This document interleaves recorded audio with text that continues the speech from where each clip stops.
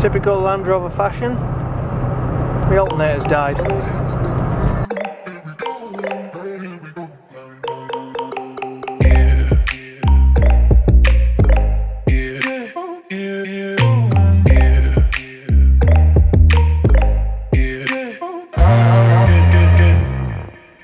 So this is the new alternator. Here in the UK we've had quite a bit of rain, and we've had 3 storms pass through, and we've actually got a break in the weather today. A little bit of, I won't say dry weather, but it stopped raining.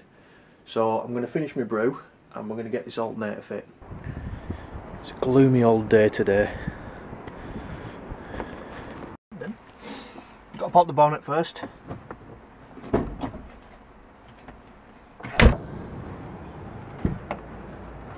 The first job, disconnect the battery, and we do that with a 14mm spanner. Now I know I'll probably get some stick for the spaghetti junction that's on the positive side of the battery. I am working on it. It is a project for the future, but for now we're going to take the negative terminal off.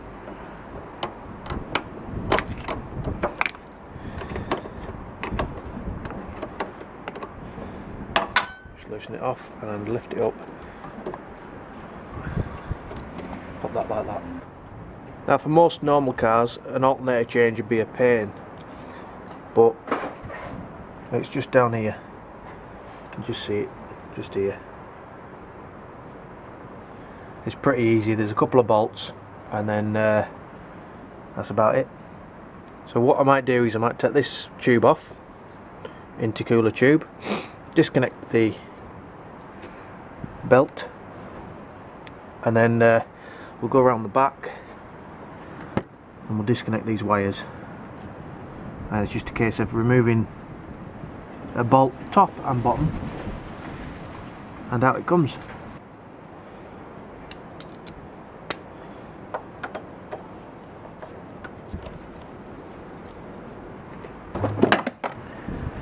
There we go, keep them together. Now you can see the belt and the alternator. So we'll remove this belt, remove that with this long arm, it's not even called long arm, crack bar, and a 15mm socket. If you've seen one of my previous videos on the 300 TDI drive belt trick, I'll put a link to it up there. After I've got a bit of stick, you'll see how to disconnect it all and change the belt. Well, that's the belt off. Now we can see the alternator. We've got a bolt here. It looks like a 10mm, and there's a bolt down there. But first we need to remove the electrical wires. So on the back we've got 3 10mm nuts holding the cables on. Make a note of which way they go around so that when you put the other one back on you don't get them mixed up. So that's the electrics disconnected. Now we've just got the bolts that hold the alternator to the engine. So 10mm head, 13 nut. Now it appears the 10mm bolt that's on the lower side doesn't have a nut on the end, it just screws in. So after a bit of persevering we got the 10mm bolt out, and now I'll just remove the alternator. Now the alternator should just pull off. There we go. And then you just manipulate it out as best you can. Now I'm thinking I may have to remove this lower intercooler pipe as well to get this out. I think it might be easier. Yeah.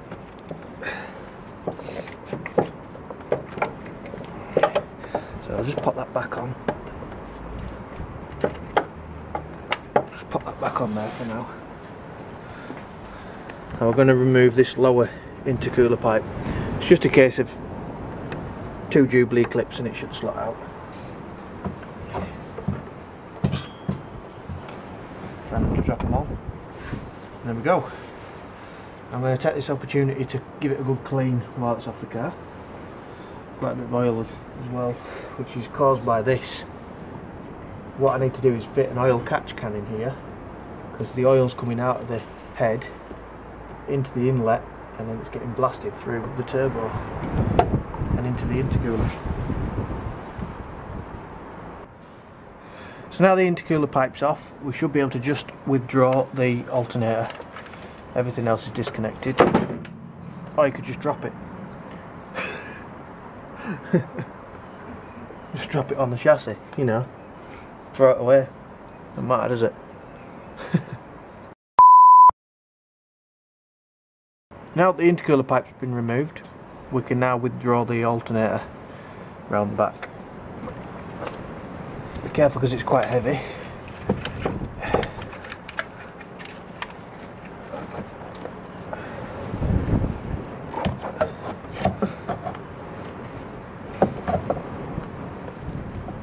This was a lot easier before I fitted the snorkel. There we go. And there we go. The old alternator. That's the hoses all cleaned up. No point in having nice shiny blue silicone hoses and them being covered in oil. So the alternator's off now. We're just going to see what it's like against the new one. The new one does look a lot bigger. See if there's any markings on the old one. We've also got to test the pulleys, make sure the pulleys are the same size, which in this case they are.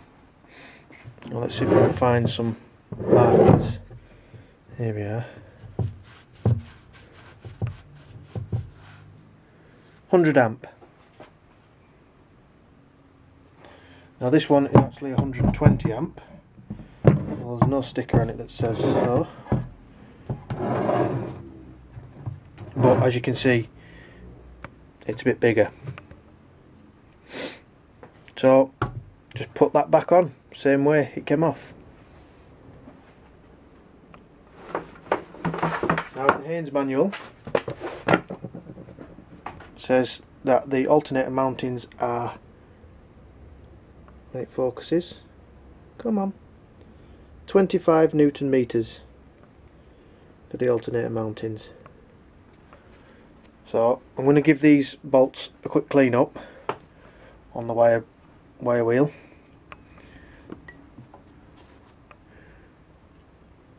And then we'll pop them back in.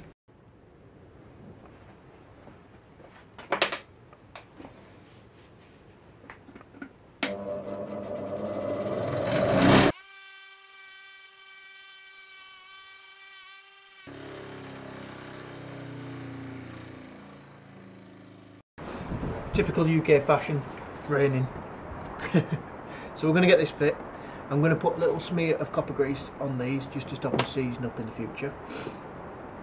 But other than that, it should be pretty straightforward. So as you can see, this is the back of the alternator, and we're just putting the wires back on in the same order that they came off.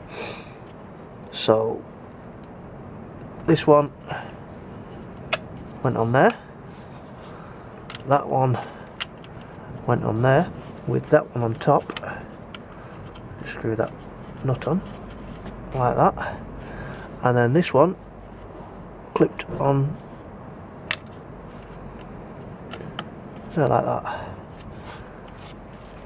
and then there's a 10mm nut to go on there, and then we just tighten them up and put the cap back on. So back in the garage again now. I want to put the backing plate on, but where my wires route through, they don't come through the bottom, they actually come through the side. So I'm going to have to take a little bit out of the casing, just down here, for the wires to route in.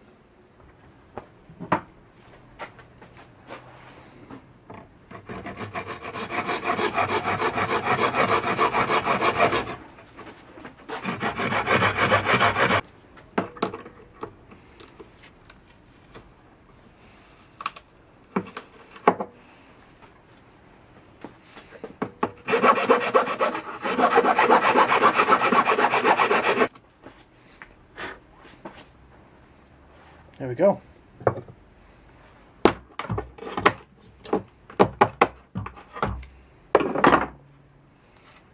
Now that should allow the cable through. I know it's not pretty, but it'll do the job.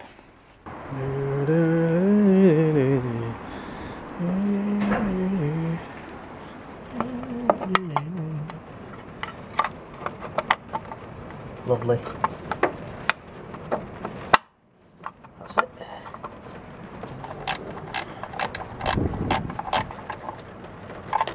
There we go. So that's the alternator fit. We've just got to put the belt on and the hoses back in. So there we go. The hoses are back on and all cleaned up. The belt's back on, the alternator's back on, all the wiring's back on, and the negative terminal's back on the battery.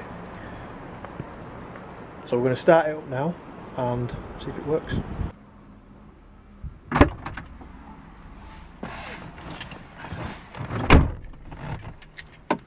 This is the moment of truth. Battery light, glow plugs. Glow plug light's gone out. Battery light's gone out. And we're charging at 14.5 volts. Rev counter's working as well. The way that I knew that my alternator had died was because number one, the battery light had come on. Number two, the rev counter works off the alternator, and that wasn't even showing. That wasn't showing any revs or anything on the way home. So I knew that something was up there. And I've also got a voltmeter down here, which shows me how many volts are in the battery.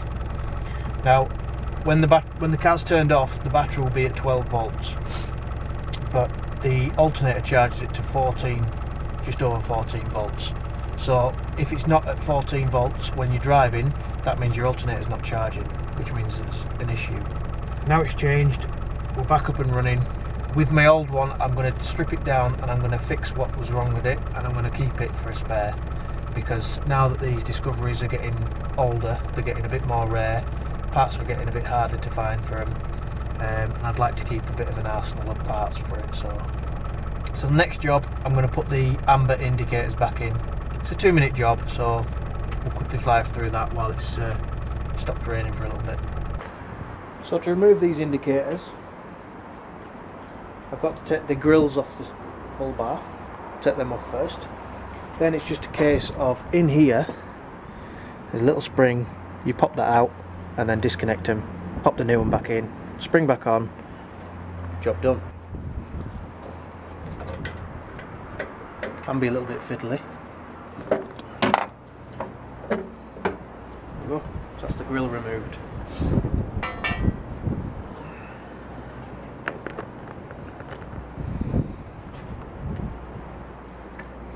So I'm going to reach in, pop that spring off,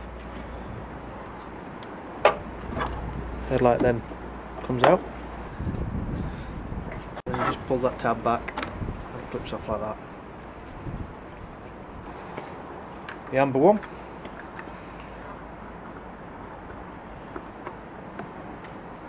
make sure the tab's right the way down, slot it into them 2 slots. Like that, pop the spring back in,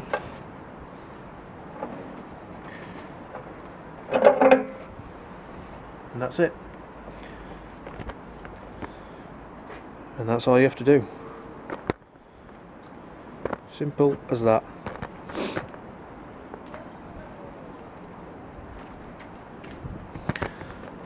So I'll do the other side, I'll put the grills back on and I'll show you. And there we go. Orange indicators. Take this out of the way.